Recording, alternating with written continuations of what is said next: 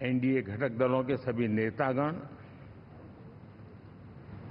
नवनिर्वाचित सभी सांसदगण और हमारे राज्यसभा के भी सांसदगण, आप सबका हृदय से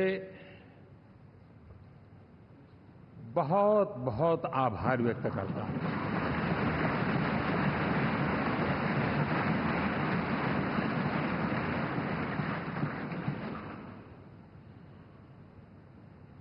मेरे लिए खुशी की बात है कि इतने बड़े समूह को आज मुझे यहां स्वागत करने का अवसर मिला है।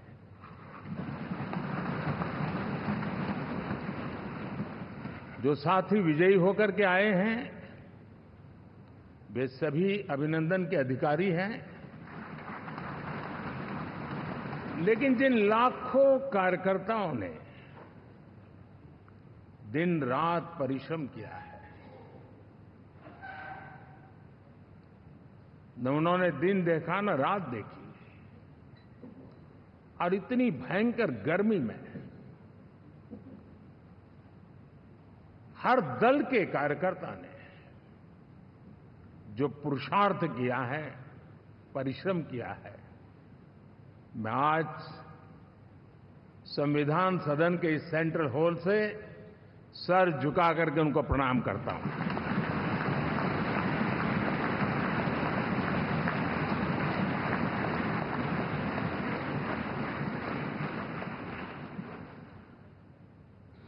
साथियों, मेरा बहुत सौभाग्य है कि एनडीए के नेता के रूप में आप सब साथियों ने सर्वसम्मति से चुन करके मुझे एक नया दायित्व दिया है, और इसके लिए मैं आपका बहुत बहुत आभारी हूं।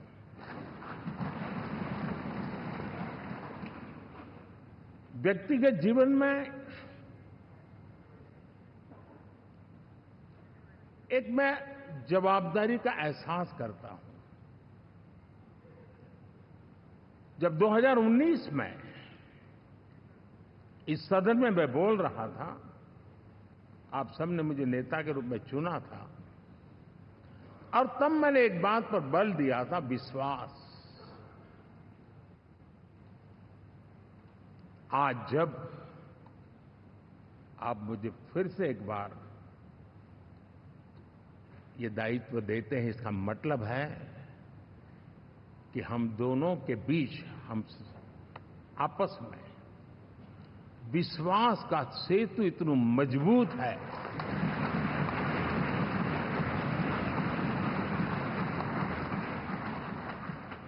ये अटूट रिश्ता विश्वास की मजबूत धरातल पर है, और ये सबसे बड़ी पूंजी होता है। और इसलिए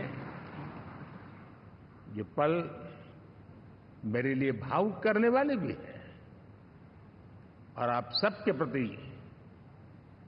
जितना धन्यवाद करूं उतना कम है।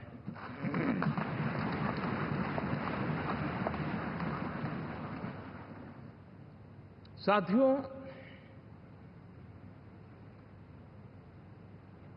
बहुत कम लोग इन बातों की चर्चा करते हैं, शायद उनको सूट नहीं करता होगा, लेकिन हिंदुस्तान के इतने महान लोकतंत्र की ताकत देखिए कि एनडीए आज देश में 22 राज्यों में लोगों ने उनको सरकार बना करके सेवा करने का मौका दिया।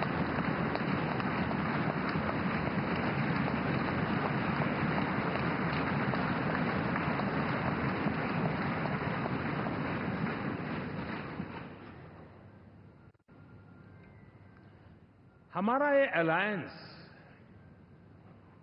सच्चे अर्थ में भारत की असली जो स्पिरिट है, जो भारत का आत्मा है, भारत की जड़ों में जो रचा बसा है उसका एक अर्थ में प्रतिबिंब है।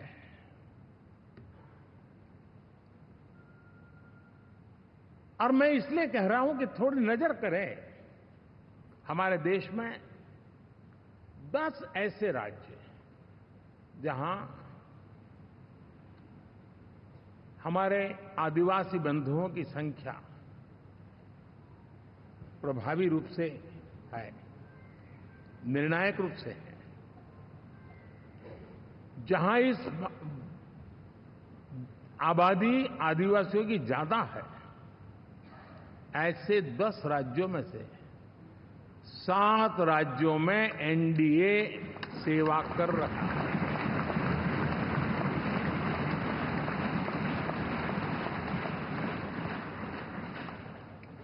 साथियों, हम सर्वपंथ संभाव के हमारे संविधान को समर्पित है और देश में चाहे हमारा गोवा हो या हमारा नॉर्थ ईस्ट हो, जहां बहुत बड़ी मात्रा में हमारे ईसाई भाई बहन रहते हैं, आज हम उन राज्यों में भी एनडीए के रूप में सेवा का अवसर हमें मिला हुआ है।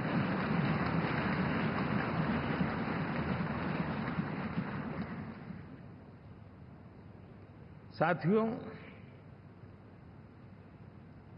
प्री पोल अलायंस हिंदुस्तान के राजनीतिक इतिहास में और हिंदुस्तान की राजनीति में गठबंधन के इतिहास में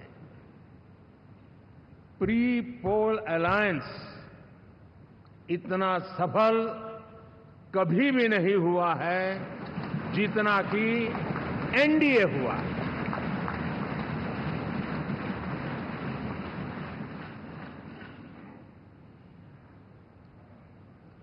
और ये गठबंधन का विजय, हमने बहुमत हासिल किया है और मैं कई बार कह चुका हूं, शब्द अलग होंगे लेकिन मेरे भाव उसमें एक सातत्य है। सरकार चलाने के लिए बहुमत आवश्यक है, लोकतंत्र का वही एक सिद्धांत है, लेकिन देश चलाने के लिए सर्वमत बहुत जरूरी होता है।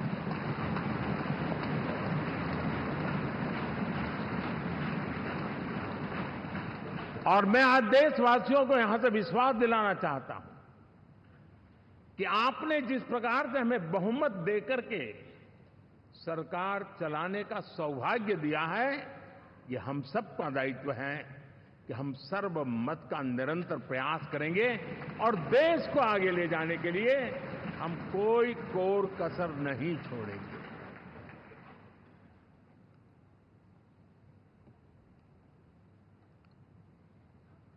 साथियों, एनडीए को करीब करीब 3 दशक हो चुके हैं। यानी आजादी के 75 साल में 3 दशक एनडीए, ये सामान्य घटना नहीं है जी। विविधता से भरे हुए अपनी लोकतांत्रिक और सामाजिक रचना के बीच में ये 3 दशक की यात्रा एक बहुत बड़ी मजबूती का संदेश देती है।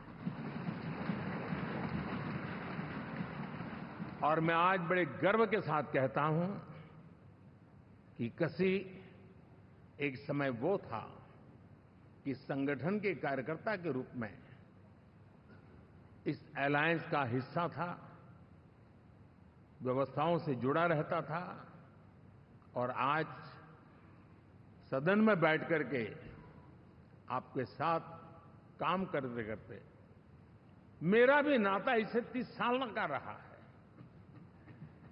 और मैं कह सकता हूं, हकीकतों के तथ्यों के आधार पर कह सकता हूं, ये सबसे सफल अलायंस है।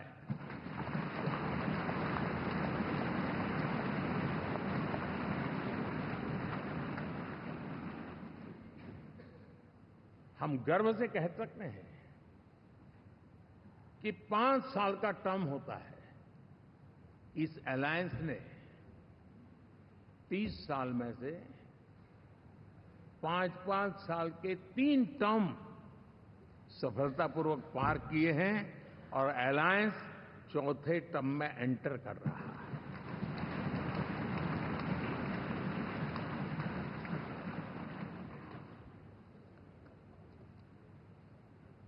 साथियों, इस बात को जो राजनीति के विशेषज्ञ हैं, अगर मुक्त मन से, मुक्त मन शब्द बहुत महत्व का है, वे सोचेंगे तो पाएंगे कि एनडीए ये सत्ता प्राप्त करने का या सरकार चलाने का कुछ दलों का जमावड़ा नहीं है। ये राष्ट्र प्रथम की मूल भावना से नेशन फर्स्ट के प्रति कमिटेड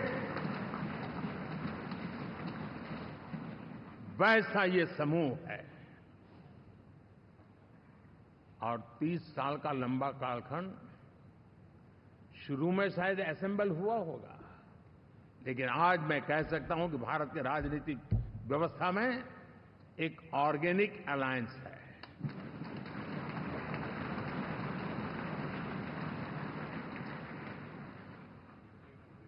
और ये मूल्य श्रद्धेय अटल बिहारी वाजपेयी, श्री प्रकाश सिंह जी बादल, श्री बाला साहब ठाकरे, श्री जॉर्ज फर्नांडिस, श्री शरद यादव, अनगिनत नाम मैं कह सकता हूं। इन लोगों ने जिस बीज को बोया था, वो आज भारत की जनता ने विश्वास का सिंचन कर करके उस बीज को वटवृक्ष बना दिया है।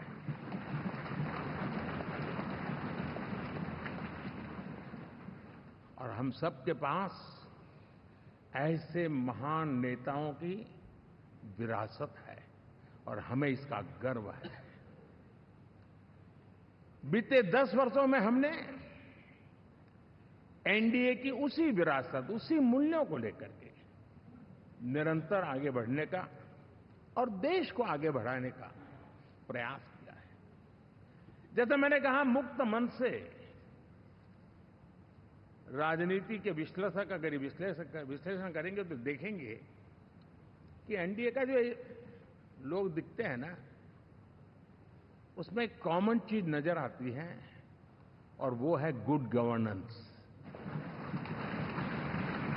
इन सबने अपने अपने समय में, अपने अपने कार्यकाल में जब जब जहां सेवा करने का मौका मिला है,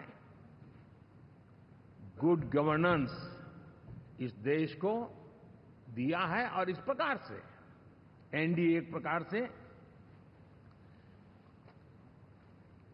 एनडीए कहते ही गुड गवर्नेंस ये अपने आप पर्यायवाची बन जाता है।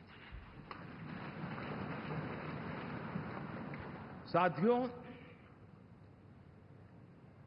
हम लोगों के सभी के कार्यकाल में, चाहे मैं गुजरात में रहा हूं या बाबू हमारे आंध्र में रहे हो या नीतीश जी ने बिहार के लिए भरपूर सेवा की हो, हम सबके अंदर केंद्र बिंदु में गरीब का कल्याण केंद्रस्थ रहा है।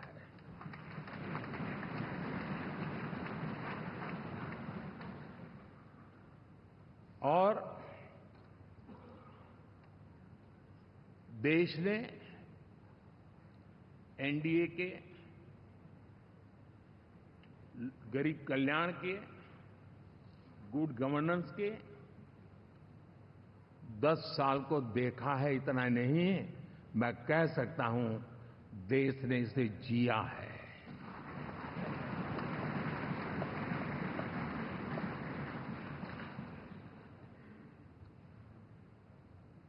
जनता जनार्दन ने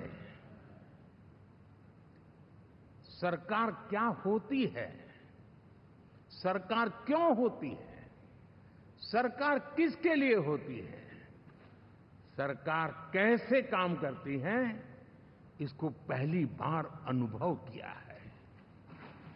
वरना जनता और सरकारों के बीच में एक खाई की व्यवस्था ही बनी हुई थी। हमने उसको पाट दिया है। हमने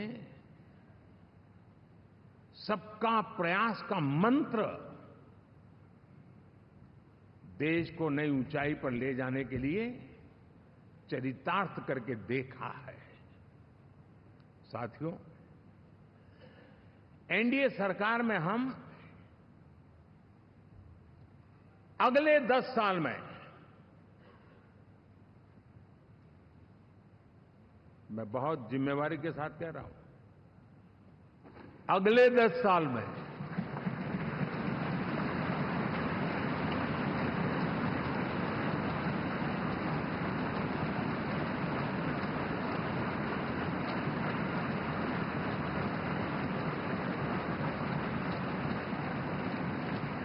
गुड गवर्नेंस, विकास, नागरिकों के जीवन में क्वालिटी ऑफ लाइफ, और मेरा व्यक्तिगत रूप से एक बहुत बड़ा ड्रीम है, मैं लोकतंत्र की समृद्धि को जब सोचता हूं तो मैं चाहता हूं कि सामान्य मानवीय के जीवन में से, और खास करके मध्यम वर्ग, उच्च मध्यम वर्ग, उनके जीवन में से सरकार की दखल जितनी कम हो, उतनी लोकतंत्र की मजबूती है।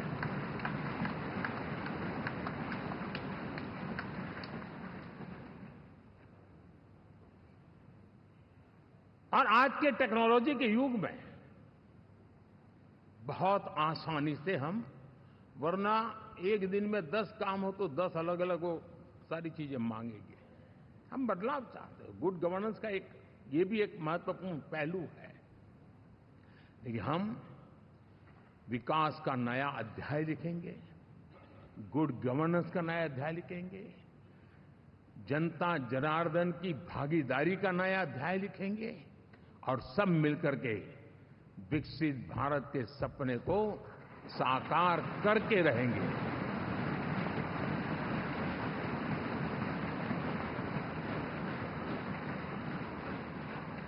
साथियों, एनडीए में, और मैं अगर विस्तार से कहूं तो सदन में किसी भी दल का कोई भी जनप्रतिनिधि होगा, मेरे लिए सब बराबर है।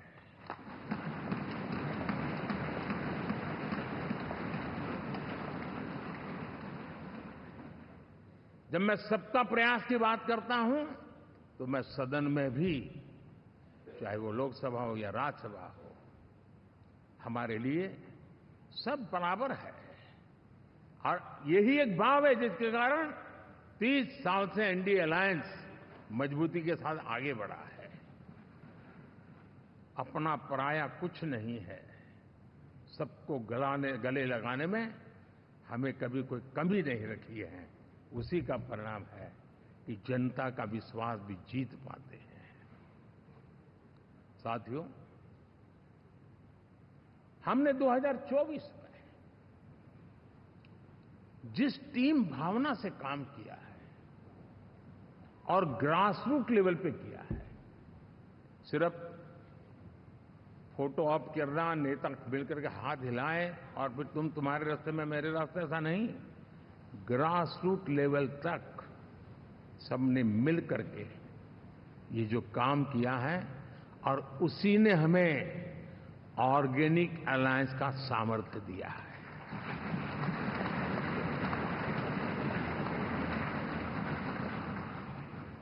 एक दूसरे का सहयोग किया है। हर किसी ने यही सोचा, जहां कम वहां हम।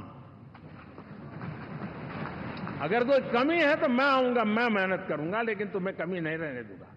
जहां कम वहां हम, ये हर कार्यकर्ता ने जी करके दिखाया है और तभी तो जीत आती है।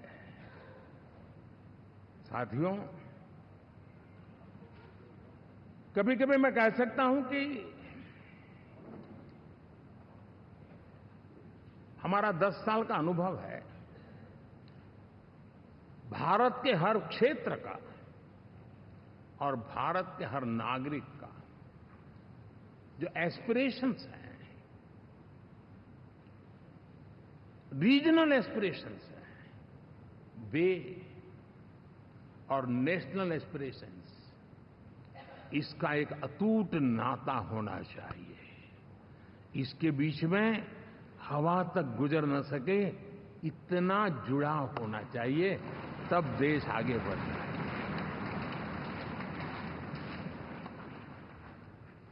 साथियों, इस चुनाव में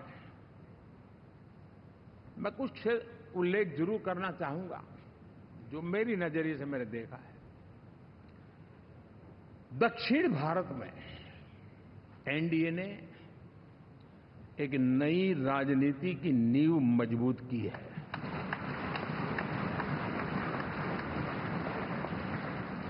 अब देखिए कर्नाटक एंड तेलंगाना, अब ये भी तो इनकी सरकारें बनी थी,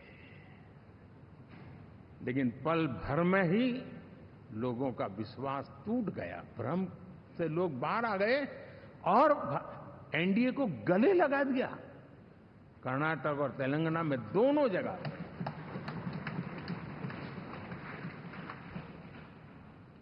साथियों, तमिलनाडु, मैं तमिलनाडु की टीम को भी बधाई देना चाहूंगा और वहां हमारा एनडीए समूह बहुत बड़ा भी है और कईयों को पता था कि हम एक साथ एक सीट नहीं लड़ा पाएंगे, लेकिन इस लड़ाई में हम साथ रहेंगे। और मैंने बहुत से एनडीए के साथी तमिलनाडु में ऐसे हैं कि जिनका कोई उम्मीदवार नहीं था, लेकिन इस झंडे को ऊंचा रखने के लिए वो जी जान से जुटे थे। और इसलिए आज तमिलनाडु में भले हम सीट नहीं जीत पाए, लेकिन जिस तेजी से एनडीए का वोट शेयर बढ़ा है, वो साफ साफ संदेश दे रहा है कल में क्या लिखा हुआ है।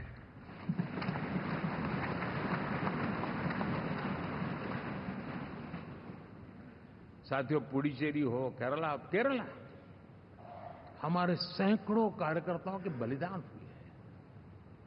यूडीएफ हो या एलडीएफ हो, शायद हिंदुस्तान के राजनीतिक जीवन में इतना जुल्म एक विचारधारा को लेकर के जीने वालों के ऊपर हुआ होगा तो सिर्फ मैं कह सकता हूं केरल में हुआ है। जम्मू कश्मीर से भी ज्यादा हुआ है। उसके बावजूद भी सामने कहीं विजय नजर नहीं आता था। उन्होंने परिश्रम की पराकाष्ठा में कभी पीछे नहीं रहे, पीढ़ियां खपा दी। और आज पहली बार संसद में केरल से हमारा प्रतिनिधि बन के आया।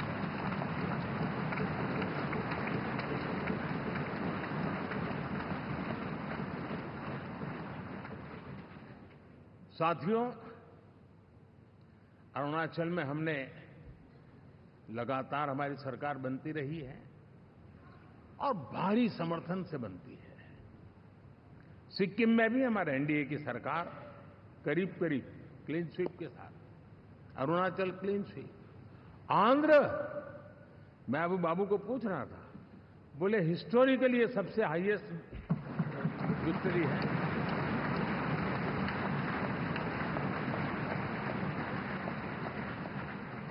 और ये जो यहां दिखता है ना पवन, ये पवन नहीं, आंधी है।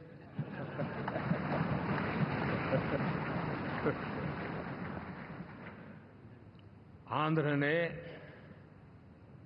इतना बड़ा हमारे प्रति जनमत दिया है। हिंदुस्तान के लिए एक सामान्य मानवीय की विकास की जो जिजीविषा है, उसका प्रतिबिंब है। और महाप्रभु जगन्नाथ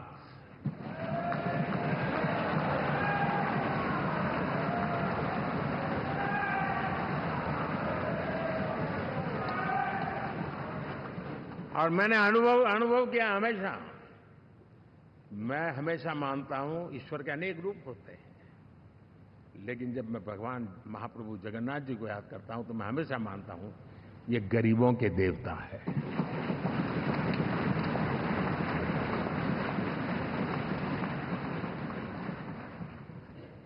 और वहां जो क्रांति रूप परिणाम आया है, मैं इसे एक रिवॉल्यूशन देख रहा हूं।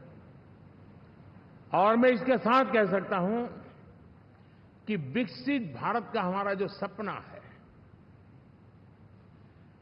आने वाले 25 वर्ष, पहले मैंने 10 साल कहा था, यहां मैं 25 साल कह रहा हूं। आने वाले 25 साल महाप्रभु जगन्नाथ जी की कृपा से उड़ीसा देश की विकास यात्रा के ग्रोथ इंजन पैकी एक होगा।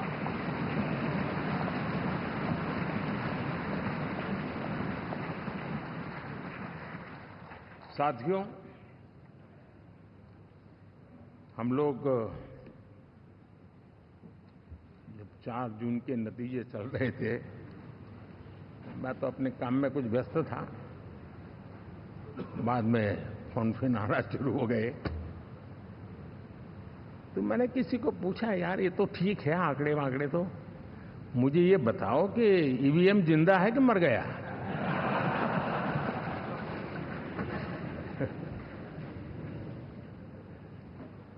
क्योंकि ये लोग तय करके बैठे थे कि भारत के लोकतंत्र और लोकतंत्र की प्रक्रिया के प्रति विश्वास ही लोगों का उठ जाए, और लगातार ईवीएम को गाली देना। और मुझे तो लगता था कि शायद इस बार वो ईवीएम की अर्थी का जुलूस निकालेंगे, लेकिन 4 जून शाम आते आते उनको ताले लग गए, ईवीएम ने उनको चुप कर दिया। ये ताकत है भारत के लोकतंत्र की, ये ताकत है भारत की निष्पक्षता की, ये भारत की ताकत है भारत के चुनावी तंत्र की, चुनाव आयोग की। और मैं मानता हूं कि ये आशा करता हूं कि 5 साल तो अब ईवीएम शायद मुझे नहीं सुनाई देगा, लेकिन जब 29 में हम जाएंगे तो फिर से शायद ईवीएम को लेकर के नाचने की शुरुआत करेंगे, क्योंकि इनके सुधरने की संभावना बहुत कम है। आप देखिए, चुनाव के समय मैंने पहली बार देखा, शायद हर तीसरे दिन इलेक्शन कमीशन के काम में रुकावट आए, इसके लिए सुप्रीम कोर्ट के दरवाजे खटखटाए गए, भांति भांति की एप्लीकेशन, और एक ही टोली थी। और लोकतंत्र के प्रति जिनका भरोभार अविश्वास है, ऐसे लोग सुप्रीम कोर्ट का उपयोग करते हुए कैसे रुकावट डाले, इसका निरंतर प्रयास करते रहे। और चुनाव आयोग की ताकत का एक बड़ा हिस्सा अदालतों में, इस पीक अवर्स में, चुनाव के पीक अवर्स में, यानी कितनी निराशा लेकर के ये लोग मैदान में आए थे कि उन्होंने पूरा हमला उसी इंस्टीट्यूट पे लगा दो ताकि चुनाव के कोई भी परिणाम आए, हम दुनिया के सामने भारत को भी बदनाम कर लें।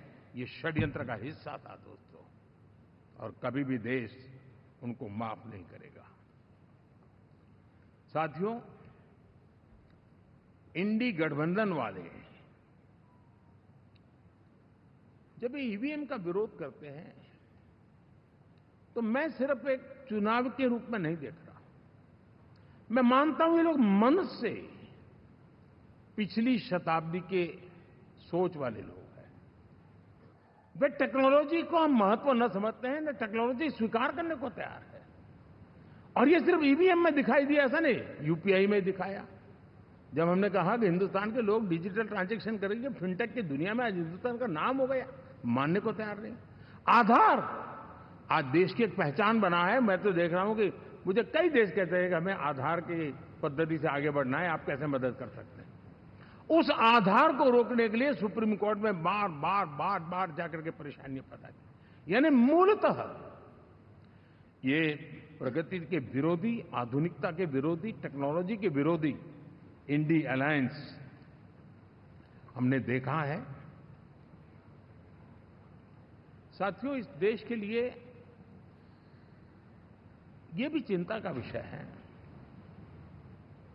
कि विश्व में भारत के लोकतंत्र की ताकत को कम आंकने का प्रयास, और कितना एक्सट्रीम है। मैं दुनिया में ढोल पीट रहा हूं कि हम मदर ऑफ डेमोक्रेसी है, और ये दुनिया में जाकर के बता रहे नहीं हमारे देश में तो डेमोक्रेसी जैसा कुछ नहीं, कि वो मोदी बैठ गया है, वो एक चाय बेचने वाला यहां पहुंच कैसे गया, कुछ तो गड़बड़ की होगी। ये जो इनकी मनस्थिति है जी,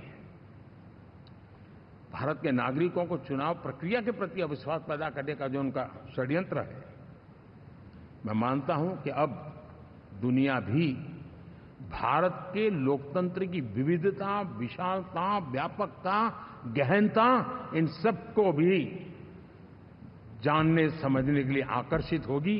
ऐसे ही इस चुनाव के नतीजे में देख रहा हूं। साथियों, जब 1 तारीख को मतदान पूरा हुआ और 4 तारीख को काउंटिंग, इस बीच की चीजों को आप देखिए।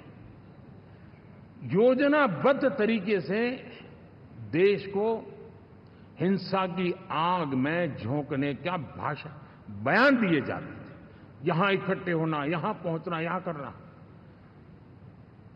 कुछ लोग इस चीज को गंभीर नहीं लेते हैं, लेकिन ये बहुत गंभीर है।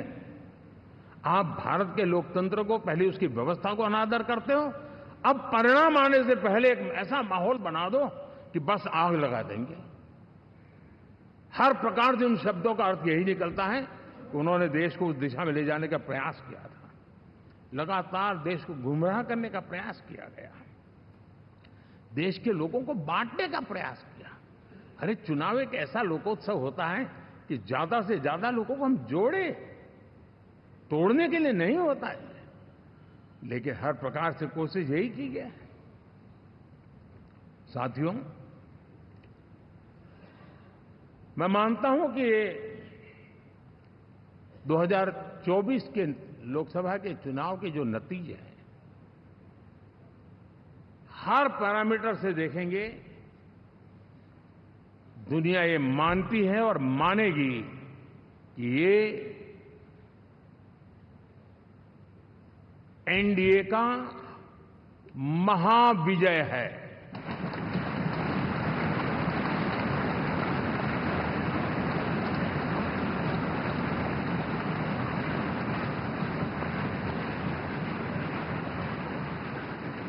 और आपने देखा 2 दिन कैसा चला, जैसे हम तो हार चुके हैं, गए। सब चारों तरफ यही दिखता था, क्योंकि उनको अपने कार्यकर्ताओं का मोरल हाई करने के लिए ऐसे काल्पनिक परेड ये करने पड़ रहे हैं। और साथियों,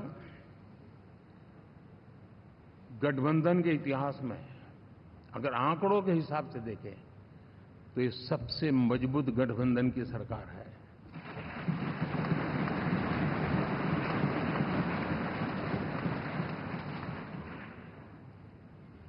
लेकिन कोशिश ये की गई कि इस विजय को स्वीकार न करना, उसको पराजय के छाया में डुबो कर रखना। लेकिन उसकी ऐसी चीजों की बाल मृत्यु हो जाती है, और हो भी गई। लेकिन देशवासी जानते हैं कि न हम हारे थे, न हम हारे हैं।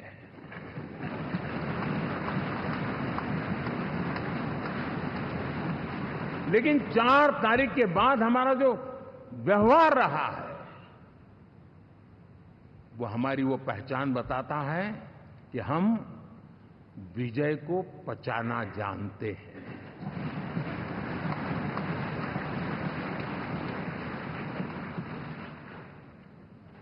हमारे संस्कार ऐसे हैं।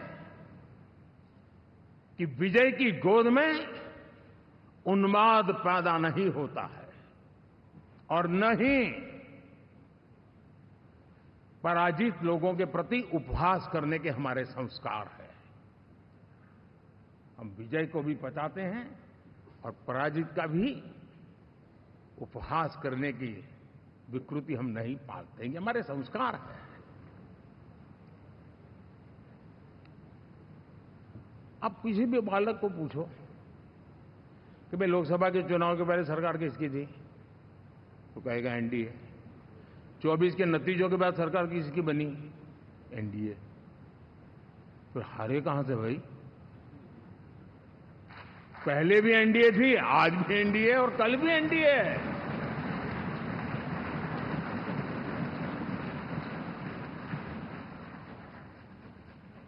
आप सोचिए 10 साल बाद भी कांग्रेस 100 के आंकड़े को नहीं छू पाई।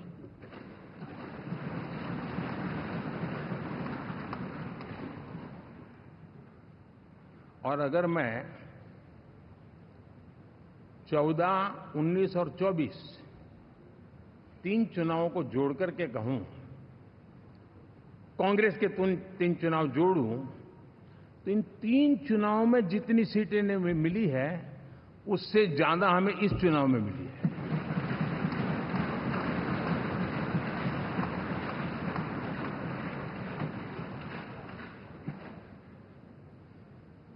और मैं साफ देख रहा हूं साथियों, एनडीए वालों को अंदाज नहीं है।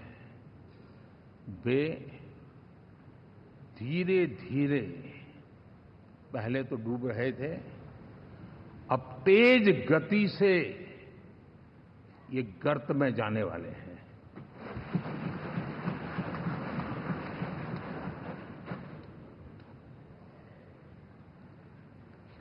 साथियों, इंडिया अलायंस वाले देश के सामान्य नागरिकों की जो समझ है, आज भी वो उसके सामर्थ्य को समझ नहीं पाए हैं या समझना चाहते नहीं हैं। भारत के सामान्य व्यक्ति की भी एक समझ है और जो जमीन से जुड़ा रहता है ना, वो समझ को छूता है, समझता है, पहचानता है, वो वहां नहीं है।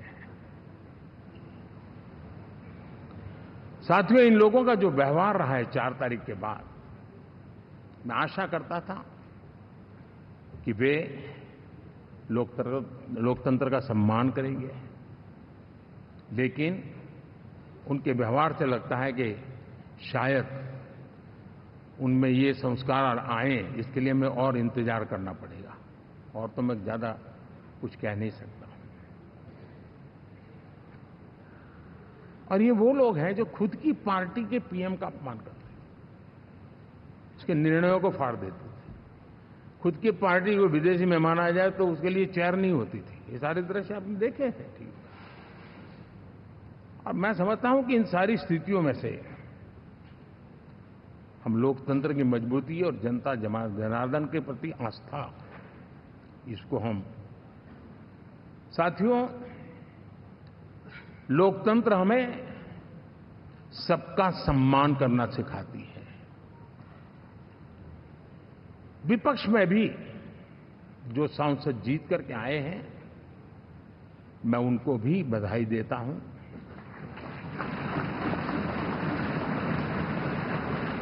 और मैं पिछले 10 वर्ष में एक चीज मिस कर रहा था कि debate, participation, quality of debate मैं मिस कर रहा हूं। लेकिन मैं आशा करता हूं कि अब इस नया जो सदन बना है, वो कमी मुझे खलेगी नहीं। शायद हमारे साथी भी राष्ट्रहित की नीयत के साथ सदन में आएंगे, और भले वो विपक्ष में बैठे होंगे, लेकिन राष्ट्र के विपक्ष में नहीं है, हमारे विपक्ष में है। राष्ट्र में तो हम सब एक ही दिशा में हैं।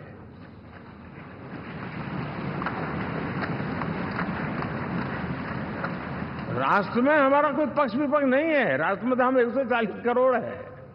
और मैं आशा करता हूं कि वो राष्ट्र हित की भावना को लेकर के सदन में आएंगे और सदन को समृद्धि देने में वे कुछ न कुछ योगदान करेंगे।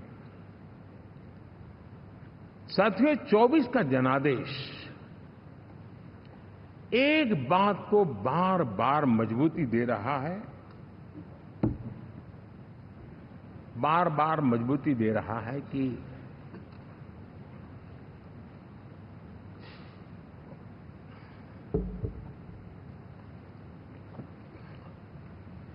देश को आज के वातावरण में सिर्फ और सिर्फ एनडीए पर ही भरोसा है।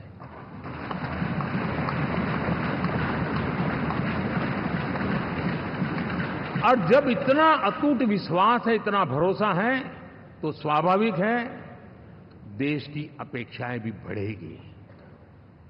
और मैं इसे अच्छा मानता हूं और हम सबका कर्तव्य भी मानता हूं। और इन अपेक्षाओं को पूर्ण करने के लिए,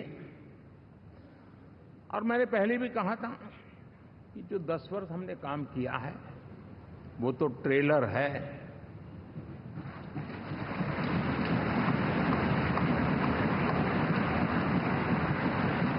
और वो मेरा चुनावी वाक्य नहीं था, ये मेरा कमिटमेंट है। हमें और तेजी से, और विस्तार से, और तेज गति से देश के आकांक्षाओं को पूर्ण करने में रत्ती भर भी विलंब नहीं करना है।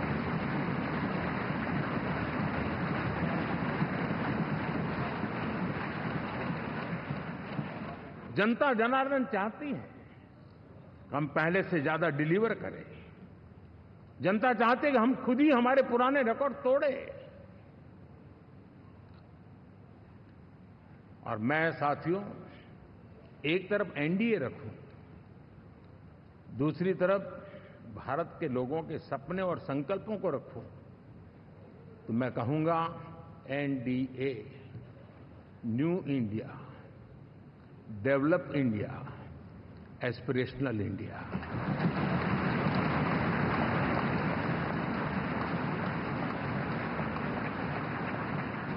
और इसी सपने और संकल्पों को पूरा करना, ये हम सबका संकल्प भी है, कमिटमेंट भी है, और हमारे पास रोड मैप भी है।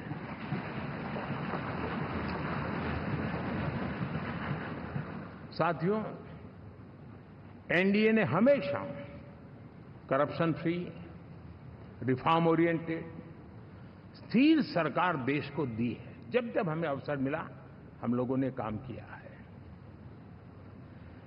उसके सामने कांग्रेस नेतृत्व वाली यूपीए,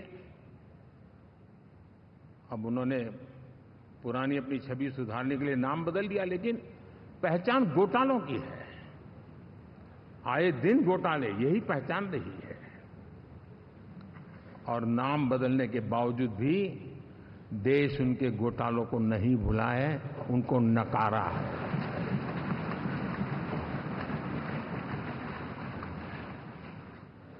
और मैं कह सकता हूं साथियों, इंडी अलायंस वालों ने एक व्यक्ति का अपोज करने के वन पॉइंट एजेंडा के कारण देश की जनता ने उनको ही ऑपोजिशन में बिठा दिया है।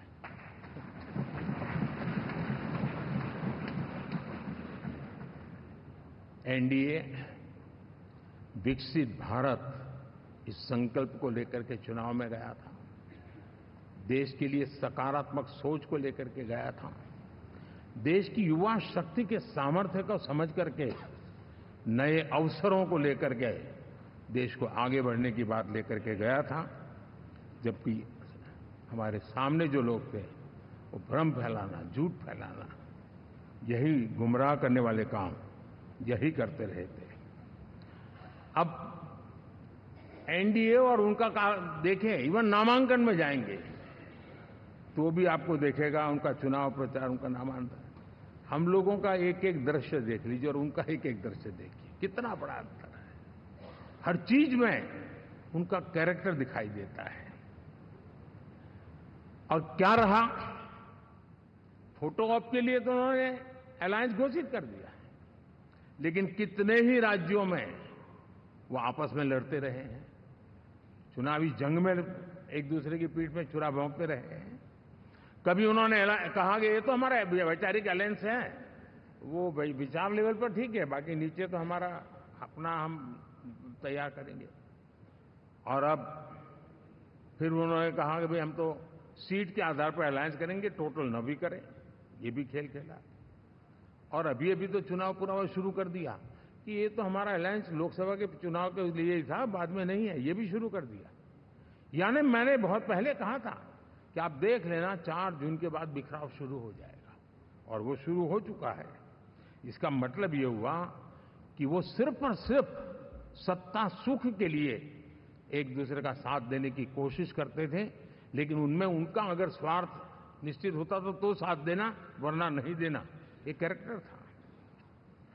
साथियों, ये लोग कितने ही बड़े झूठे बोलते रहे हैं।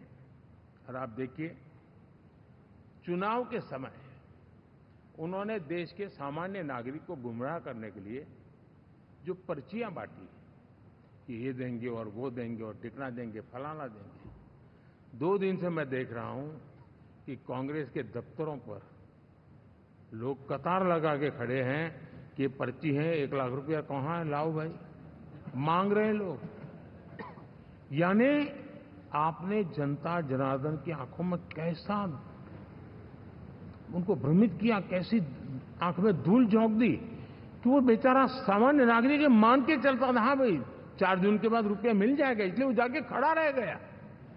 और अब उसको धक्का मारा जा रहा है, डंडे मारे जा रहे हैं, वहां से निकाला जा रहा है। अब इस प्रकार का चुनाव, ये अपने आप में देश के गरीबों का अपमान है, हमारे देश के सामान्य नागरिकों का अपमान है।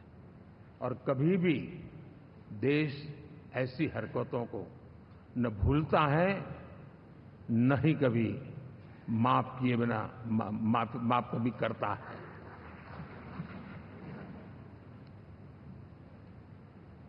साथियों, हमारे लिए संतोष की बात है कि हम एक कमिटमेंट से काम कर रहे हैं। 10 साल में हमने 25 करोड़ गरीबों को गरीबी से बाहर निकाला है।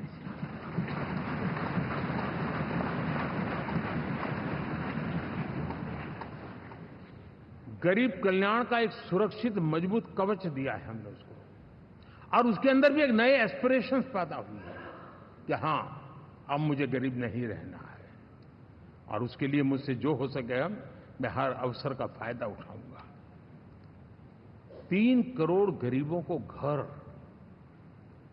ये ऐसे कहने का आंकड़ा नहीं है जी, कितनी मेहनत पड़ती है मुझे मालूम है, लेकिन हम सफलतापूर्वक इसको कर पाए हैं। 4 करोड़ लोगों को दे चुके हैं, 3 करोड़ का हम संकल्प लेकर के आज से आगे बढ़ेंगे। यानी ये भी हिम्मत है कि 4 करोड़ देने के बाद जिन परिवारों का विस्तार हुआ है, जरूरत पड़ी है, और राज्यों की भी उसमें इच्छा है, 3 करोड़ नए घर बनाने का संकल्प। 70 वर्ष की आयु से ऊपर के व्यक्तियों को, नागरिकों को 5 लाख रुपए तक इलाज के लिए मुफ्त इलाज की व्यवस्था। मुद्रा योजना के तहत हमारे नौजवानों को कारोबार के लिए 20 लाख तक की उनकी बैंक से उनको लोन मिले, इसकी व्यवस्था। ये मैं समझता हूं कि वायदा हमारे तीसरे कार्यकाल की गारंटियां, सब मैं अभी बताता नहीं हूं, लेकिन इन गारंटियों के प्रति हम कमिटेड हैं और उसे पूर्ण करने के लिए हम कोई कमी नहीं रखेंगे। साथियों, गरीब का सशक्तिकरण और मिडिल क्लास को सुविधा, ये हमारी प्राथमिकता है, क्योंकि मध्यम वर्ग अब इस देश का एक बहुत बड़ा चालक बल है। भारत की ग्रोथ स्टोरी में ये ऐसे ऐसे नए फोर्सेस मैं देख रहा हूं जो हमारी बहुत बड़ी शक्ति बनने वाले हैं, और इसलिए हम उस पर भी उतना ही, और मिडिल क्लास की बचत कैसे बढ़े, सेविंग कैसे बने, उसके लिए, उसके क्वालिटी ऑफ लाइफ के लिए हम क्या कर सकते हैं, हमारी योजनाओं का विस्तार कैसे किया जाए, हमारे नीति नियमों में बदलाव कैसे किया जाए, उस पर भी हम आने वाले दिनों में काम चाहते हैं। साथियों, पंचायत से पार्लियामेंट तक हमारी नारी शक्ति की सक्रिय भागीदारी, ये हमारा कमिटमेंट है। और हमने हमारे पिछले कार्यकाल में नारी शक्ति वंदन अधिनियम करके उस बात को हमने आगे बढ़ाया है। और वो दिन दूर नहीं होगा जब हमारे सदन में बहुत बड़ी तादाद में हमारी माताएं बहनें देश का नेतृत्व करती हुई दिखाई देगी।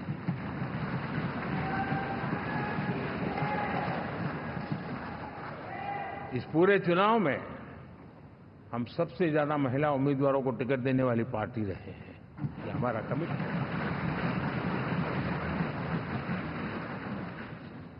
हमारी महिला सांसदों को जो आशीर्वाद देश की जनता ने दिया है, मैं इसके लिए विशेष रूप से उनका आभार व्यक्त करता हूं। और साथियों, आपने देखा होगा G20 समिट में दुनिया के सामने एक विषय लेकर के हम बड़े आग्रह से गए हैं, और वो है empowerment of women, development of women. इन सारी बातों को तो हम परिचित हैं। हमने एक नया सिद्ध किया है और हम G20 समिट से भी इसको आगे बढ़ा रहे हैं, विमेन लेड डेवलपमेंट।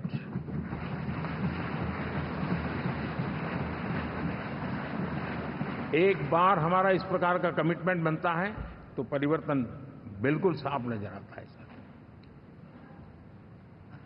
साथियों, एनडीए का ये कार्यकाल बड़े फैसलों का है, तेज विकास का है। और अब हम समय गंवाना नहीं चाहते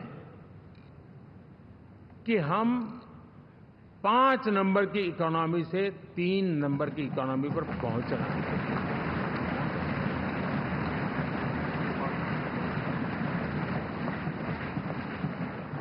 और ये खाली 5 और 3 का आंकड़ा नहीं है। उसके कारण जो अर्थव्यवस्था का कद बन जाता है, वो सामान्य मानवीय की आशा आकांक्षाओं को पूरी करने के लिए सरलता बढ़ जाती है। देश के लिए जो जरूरतें हैं वो आराम से पूरी करने का सामर्थ्य बन जाता है।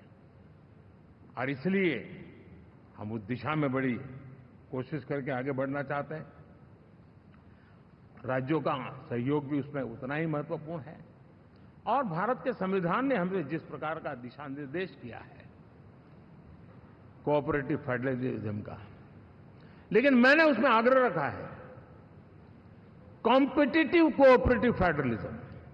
हमारे राज्यों के बीच में भी तंदुरुस्त स्पर्धा हो, राज्य और केंद्र के बीच में भी तंदुरुस्त स्पर्धा हो, हम अच्छा करने की स्पर्धा करें, और उस दिशा में हम आगे बढ़ना चाहते हैं। और हमने देखा है कि जब मैं कॉम्पिटिटिव कोऑपरेटिव फेडरलिज्म की बात करता हूं, आपने देखा G20 समिट हम एक जगह पे कर सकते थे, हम भी मालाएं पहन करके फोटो निकलवा सकते थे, लेकिन हिंदुस्तान के अनेक शहरों में 200 से ज्यादा मीटिंगें हुई और दुनिया भर के नीति निर्धारक जो कहे G20 देशों के और बाकी भी 5-7 देशों के, वो हिंदुस्तान के कोने कोने में गए, उनके देशों में जाकर के भारत की विविधता, भारत की विशालता, इसकी चर्चा कर रहे हैं। उनके लिए आश्चर्य है। हमने तो दिल्ली आकर के वापिस जाते थे, पता ही नहीं था कि देश इतना बड़ा है। ये अपनी एक ताकत का परिचय हुआ है। हमने कोविड में देखा, राज्यों के साथ कोऑपरेशन के साथ हमने जिस प्रकार से लड़ाई लड़ी और एक सूत्र में रह करके लड़े, दल किसी का भी हो सरकार में, लेकिन हमने इस काम को किया क्योंकि हमारा कोऑपरेटिव फेडरलिज्म के प्रति कमिटमेंट है। एस्पिरेशनल डिस्ट्रिक्ट एक ऐसा मॉडल है गवर्नेंस का जिसमें राज्य भी उतना ही सक्रियता से हमारे साथ जुड़े हुए हैं। और दुनिया के लिए जो डेवलपिंग कंट्रीज हैं, उनके लिए गवर्नेंस का एक ऐसा मॉडल प्रस्तुत हो रहा है जिसका अब तो केस स्टडी के रूप में दुनिया के अनेक यूनिवर्सिटी केस स्टडी करना शुरू की है। अब उसको हम आगे बढ़ाते हुए एस्पिरेशनल ब्लॉक की तरफ ले जा रहे हैं, ताकि हमारे ग्रासरूट लेवल पे भी जो वीक एरियाज हैं, जहां सुविधाएं अभी सामान्य एवरेज से भी नीचे हैं, उसको हम जल्दी से जल्दी उस स्टेट की एवरेज तक लाना चाहते हैं। देश का रीजन, कोई भी क्षेत्र हो, सर्वांगीण विकास को लेकर के हम चले। साथियों, गत 10 वर्ष में इंफ्रास्ट्रक्चर के क्षेत्र में हमने एक बहुत बड़ा, यानी सोचने में भी बदलाव लाए। जमीन पर तो लाए, वरना हमारे देश में सोचा चलेगा यार, अरे एक बार कर लो ना, उस सारे में से बदलाव नहीं। अब तो अच्छा ही चाहिए, बड़ा ही चाहिए, जल्दी से जल्दी पहुंचाने वाला चाहिए। सामान्य मानवीय के मन को हमने इस तरह से प्रेरित भी किया है और पुरुषार्थ करके हमने उस दिशा में काम किया है। 5 साल में हमें गति शक्ति, यानी इस प्रकार के प्लेटफॉर्म पर जो काम किया है, जो काम 6-6, 8-8 महीने तक नहीं होता था, वो आज 15-20 दिन में कर सकते हैं। सर, टेक्नोलॉजी का उपयोग करके हम काम कर रहे हैं। और ये जब होता है तो उसका मूल फायदा देश के नौजवानों के लिए रोजगार के अति अवसर बन जाते हैं। उनके लिए जीवन में सिलेक्शन के लिए बहुत बड़ा दायरा बढ़ जाता है। और वो हमें, साथियों, आज भारत दुनिया में विश्व के लिए एक नया मैन्युफैक्चरिंग हब के रूप में उभर रहा है। और जब हम मैन्युफैक्चरिंग हब कह रहे हैं, तब सिर्फ इलेक्ट्रॉनिक गुड्स या सर्विसेज की मैं बात नहीं कर रहा हूं। मैं फूड प्रोसेसिंग में भी आज दुनिया में हम बहुत तेजी से आगे बढ़ रहे हैं, और वो भारत के किसानों को बहुत बड़ी ताकत देने वाला है। उसी प्रकार से स्पेस हो, आर्टिफिशियल इंटेलिजेंस हो, स्टार्टअप्स की बात हो, स्किल जॉब अपॉर्चुनिटीज की बात हो, आज भारत बहुत तेजी से आगे बढ़ेगा, बढ़ रहा है, ये मेरा विश्वास है। साथियों, मुद्रा योजना, ड्रोन दीदी, विश्वकर्मा योजना, इसने भी नई संभावनाओं को जन्म दिया है। साथियों, हमारी संस्कृति, हमारी विरासत, उसके प्रति हम जितना ध्यान केंद्रित करेंगे, दुनिया के लिए आकर्षण का केंद्र बनेगा। और इसलिए हम उन दिशा में, और मैं मानता हूं भारत के लिए टूरिज्म एक ऐसा एवेन्यू है जो गत शताब्दी में हमें कभी, आज से लेकर के पीछे के 100 साल में कहूं, ऐसा अवसर नहीं मिला है जैसा आने वाले 25 साल में मिलने वाला है। दुनिया भारत की तरफ मुड़ने वाली है। अब हमारा काम है, हम इसके लिए आवश्यक व्यवस्थाओं को विकसित करें, हमारी विरासत के प्रति हम हमारा पर्यटन का विकास करते हुए एक विन विन सिचुएशन का हम फायदा उठाएं, और उसमें बहुत अधिक निवेश की संभावनाएं मैं देखता हूं। और ये ऐसा क्षेत्र है जिसमें हर स्तर के लोग कमाते हैं, गरीब से गरीब आदमी भी कमाता है और बड़ी बड़ी होटल वाला भी कमाता है, हर कोई इसमें कमाता है। और हमने टूरिज्म के हम बल देना चाहते हैं, बहुत पोटेंशियल है। आज जो इंफ्रास्ट्रक्चर के क्षेत्र खुले हैं, इसका फायदा उसको मिलता है। एयरवे हो, रेलवे हो, हमारे एक्सप्रेस वे हो, ये हमारा यातायात जितना बेहतर हो, और हमारा डिजिटल कनेक्टिविटी का जो काम है, ये इसके लिए एक बहुत बड़ा पॉजिटिव ग्राउंड तैयार कर रहा है, और जिसका फायदा मिलने वाला है। और जो वोकल फॉर लोकल और रीजनल टूरिज्म, इसको एक बल देने का काम है। साथियों, अब दुनिया एक नए युग में प्रवेश रही है।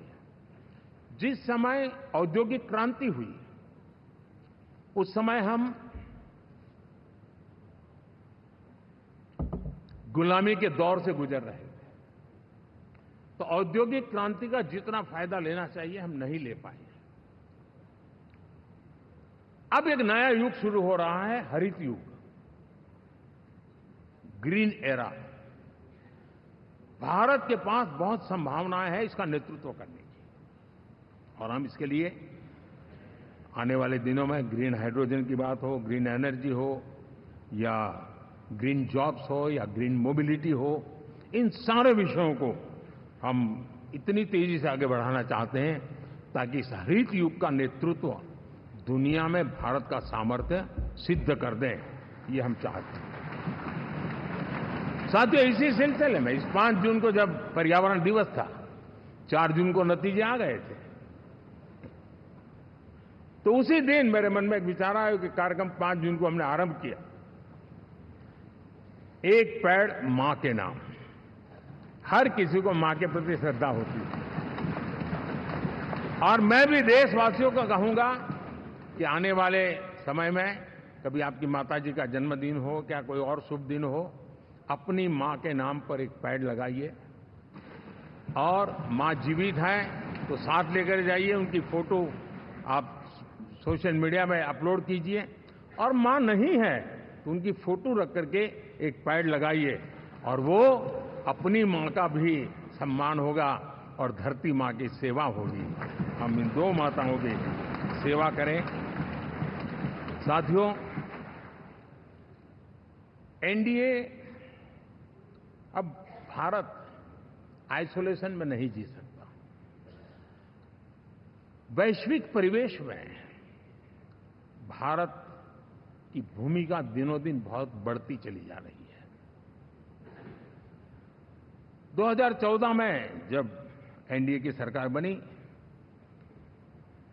पूरे विश्व में उसी एक पल से एक नया जिज्ञासा पैदा हुई, थोड़ी आशा के संकेत उनको नजर आने लगे, और फिर उस बदलाव बहुत बड़ा तेजी से आया। और पिछले 10 वर्ष में भारत ने जिन कामों को बढ़ लिया है, आज भारत की छवि विश्व बंधु की बन चुकी है। दोस्तों, विश्व हमें एक बंधु के रूप में स्वीकार कर रहा है, और जब दुनिया हमें विश्व बंधु के रूप में स्वीकारती है तो हमारी वैश्विक जिम्मेवारियों को भी हमने हमारे आने वाले रोड मैप में महत्व देना ही होगा। और भारत की सफल विदेश नीति ने अच्छे परिणाम भी दिए हैं। हमने हर संकट को उस प्रकार से हैंडल किया जिस प्रकार से मानवीय मूल्यों को हमने प्राथमिकता दी। उसका परिणाम है कि सामान्य मानवी के मन में ये विश्व बंधु वाला भाव बहुत मजबूत हुआ, और भारत का सेवा भाव का जो कैरेक्टर है उसको विश्व ने पहचाना है। चाहे यूक्रेन का संकट हो, चाहे अफगानिस्तान का संकट हो, हर हमारे लोगों को बचाना हो, हमने किसी भी में हमने कोई कमी नहीं रखी है। और साथियों, ये क्षमता के कारण भारत में निवेश की संभावनाएं बहुत बढ़ने वाली है। मैं राज्यों से भी कहूंगा कि आप प्रगतिशील नीतियां बनाकर रेडी रहिए। विश्व आज आपके आंगन पे दरवाजे पर दस्तक दे रहा है, और जो राज्य ज्यादा स्पष्ट नीतियों के साथ आएगा, जो राज्य उन कंपनियां विदेश आने वाले लोगों को ठीक से हैंडल करेगा, उसको बेनिफिट मिलने ही वाला है। और भारत ने जो नीतियां बनाई है, भारत ने जो वातावरण बनाया है, उसका लाभ भारत के हर राज्य को मिलना चाहिए, और उस दिशा में हम तेजी से काम करना चाहते हैं। साथियों, हमने G20 समिट में देखा है, दुनिया का भारत के प्रति नजरिया बदला है। जो लोग इन चीजों को माइन्यूटली देखते होंगे उनको पता होगा कि G20 एक प्रकार से कई संकटों से गुजर रहा था। उतार चढ़ाव आते रहते थे, बिखराव भी नजर आ रहा था, लेकिन भारत में G20 आने के बाद नए प्राण से भर गया है, नया सामर्थ्य आ गया है।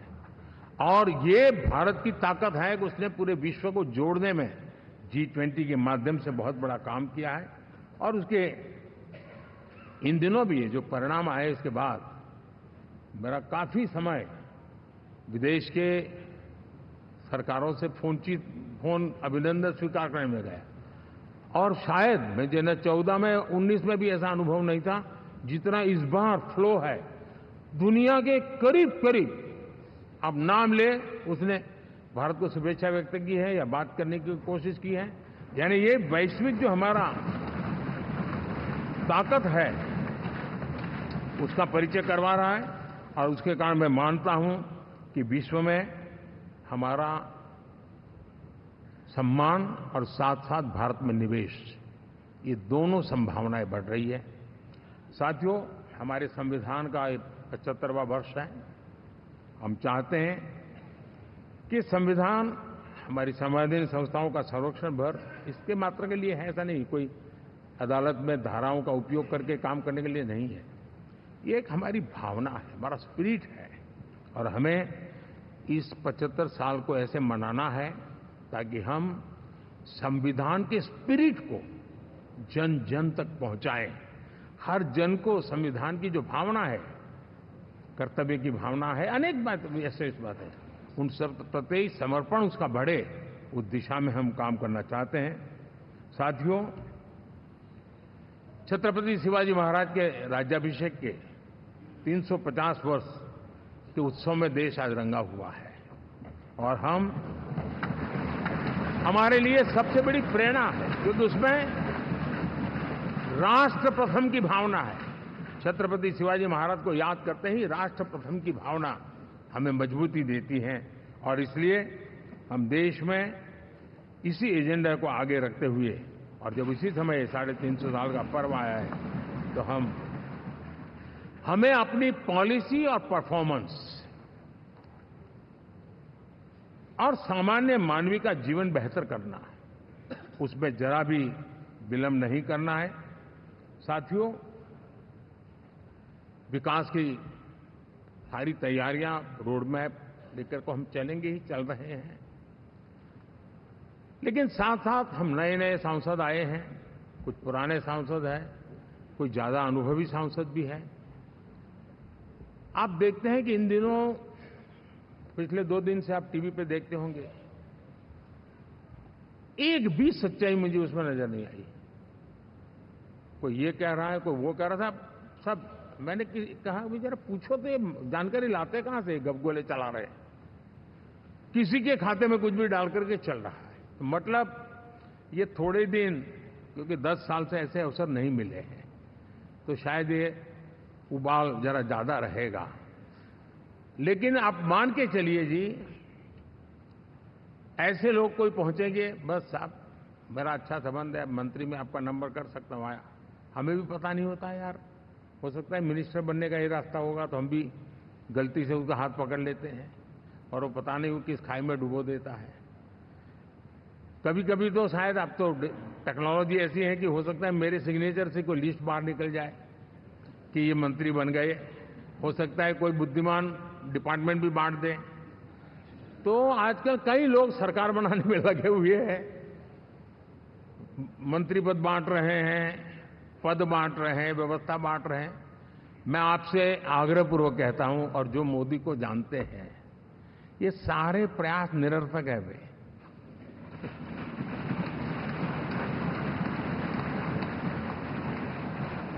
आप भी किसी का फोन आ जाए तो 10 बार वेरीफाई कीजिए कि जिसने फोन किया है वो सचमुच में अथॉरिटी है। अदरवाइज कोई भी कहे भाई आपका नाम हो गया है, सुबह परिवार को बुला लीजिए, शपथ समारोह में आना है, हो गया। तो ऐसी गपबाजी करने वाली एक बहुत बड़ी फौज रहती है। कुछ लोग आदतन करते रहते हैं, कुछ लोगों को मजाक आती है लेकर, और कुछ लोग बदिरादे से करते हैं। मेरा सभी सांसदों से आग्रह है कि हम इन सारे षड्यंत्रों का शिकार न बने। दूसरा, हमारे जो इंडिया अलायंस वालों ने इस चुनाव में फेक न्यूज में एक्सपर्टाइज कर लिया, डबल पीएचडी कर लिया उन्होंने, वो शायद इसका भरपूर उपयोग करेंगे। हम कृपा करके इन चीजों से दूर रहें, अफवाहों से दूर रहें। ये जो टीम बैठी है वो अनुभवी टीम है, मुझे भी सही सलाह देने वाली टीम है, और इसलिए टीम मिलकर के बहुत सही निर्णय करने वाली है। कृपा करके ब्रेकिंग न्यूज के आधार पर देश चलेगा नहीं, ये मान के चलिए।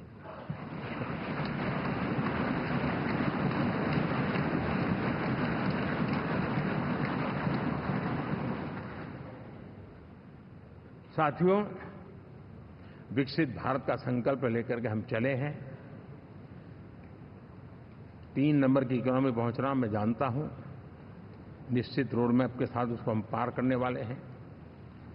और मैंने पहले भी कहा था कि मेरा पल पल देश के नाम है, मेरा पल पल आप लोगों के नाम है। मैं 24/7 अवेलेबल हूं।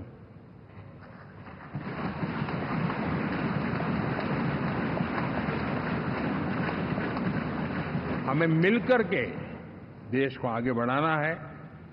फिर से एक बार आप लोगों ने मुझ पर जो विश्वास जताया है, जो प्यार दिखाया है और जो समर्थन दिया है, वाकई मैं मानता हूं भारत के लोकतंत्र की एक बहुत बड़ी ताकत है। मैं जितना आपका आभार व्यक्त करूं उतना कम, और मैं विश्वास दिलाता हूं कि मैं आपकी आशा अपेक्षाओं को पूरी करने में, परिश्रम करने में कोई कमी नहीं रखूंगा।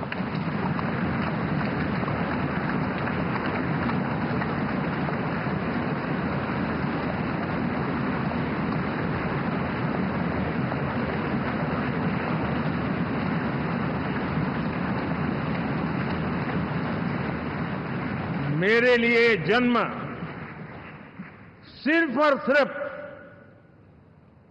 वन लाइफ वन मिशन, और वो है मेरी भारत माता। ये मिशन है 140 करोड़ देशवासियों के सपनों को पूरा करने के लिए खप जाना।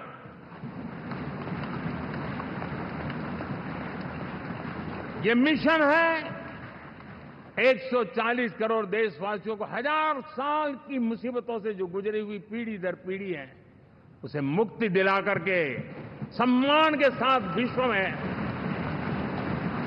मेरा हर देशवासी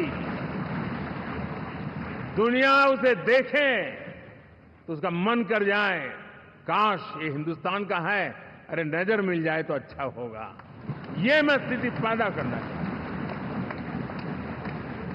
उसका मन लालायित होना चाहिए, हिंदुस्तानी है, अरे यार जरा हाथ मिला लूं, कुछ एनर्जी मुझे भी आ जाए।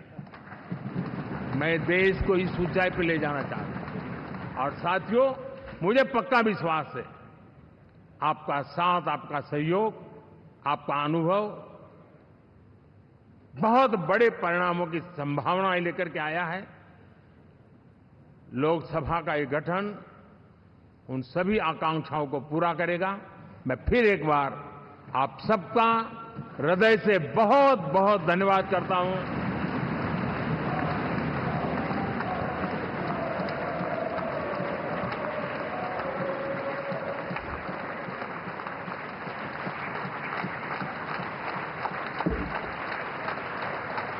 तो संसदीय दल की बैठक से आप सुन रहे थे कार्यवाहक प्रधानमंत्री नरेंद्र मोदी को, जहां लोकसभा सेंट्रल हॉल से उन्होंने संबोधित किया है और आने वाले 10 सालों में क्या बड़ा संकल्प है, आने वाले 5 साल कैसे होने वाले हैं, 10 साल से प्रेरणा लेते हुए आगे क्या कुछ करना है, इन तमाम बातों का जिक्र करते हुए कार्यवाहक प्रधानमंत्री नरेंद्र मोदी नजर आए हैं। तो देखिए एकजुटता नजर आ रही है, जहां चंद्रबाबू नायडू शॉल पहना रहे हैं कार्यवाहक प्रधानमंत्री को। और देखिए ये तस्वीर खास है क्योंकि इस बार एनडीए सरकार बनाने जा रही है तीसरी बार, और एनडीए पर खास तौर से इस संबोधन में देखिए प्रधानमंत्री ने जोर देते हुए कहा है कि ये सबसे मजबूत गठबंधन रहेगा। और अब एनडीए की सरकार तीसरे कार्यकाल में क्या कुछ बड़े निर्णय लेती है, क्या संकल्प के साथ आगे बढ़ती है, इसका पूरा एक एजेंडा कार्यवाहक प्रधानमंत्री की तरफ से रखा गया है।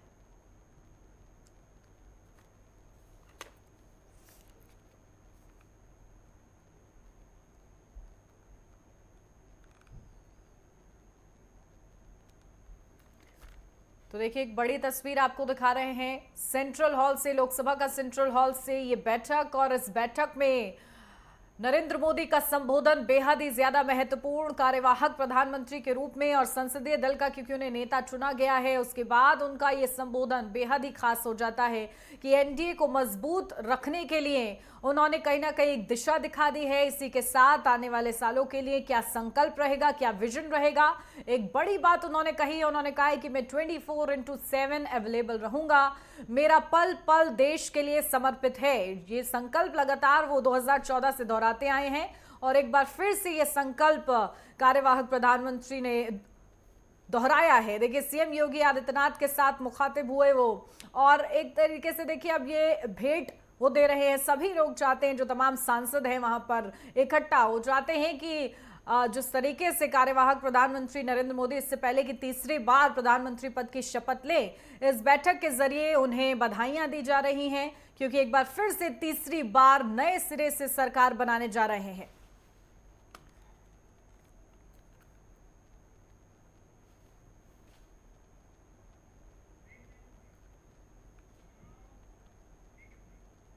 यार रुकने छोटे से ब्रेक के लिए, जल्द हाजिर होते हैं। आप बने रहिए नेटवर्क 10 के साथ।